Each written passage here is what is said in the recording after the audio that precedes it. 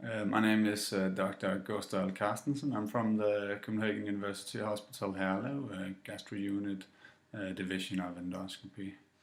I'm delighted to present my work in endoscopy, and the paper is entitled Confocal laser endomicroscopy, a novel method for prediction of relapse in Crohn's disease.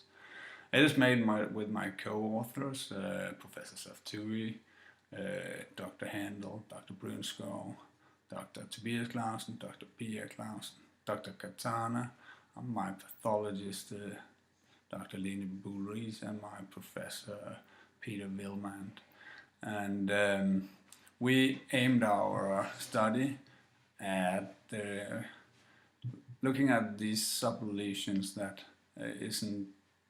aren't visible with regular endoscopy or histopathology in patients with Crohn's disease, and especially looking at the barrier function of the terminal ileum. So mainly we did an ileal colonoscopy in 50 patients. 11 of those were controls from our adenoma surveillance program, while the other were Crohn's disease patients. And in the terminal ileum we performed a confocal laser endomicroscopy, and we assessed whether we found a impaired barrier function with fluorescein leakage or microerosions. And we found that was significantly more common in patients with active Crohn's disease compared to patients with inactive Crohn's disease and controls.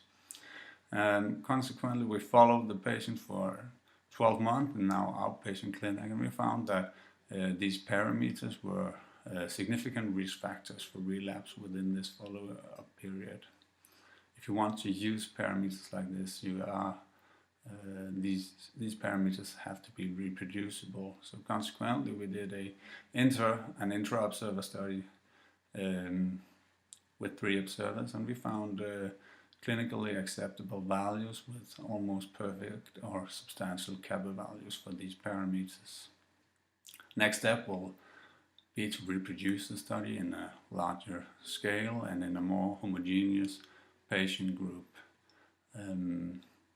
So in conclusion, we know that confocal laser endomicroscopy can detect barrier impairments that are not visible with regular endoscopy or histopathology from biopsy specimens, and these changes are probably a risk factor of relapse, even if you're in endoscopic and histopathological remission.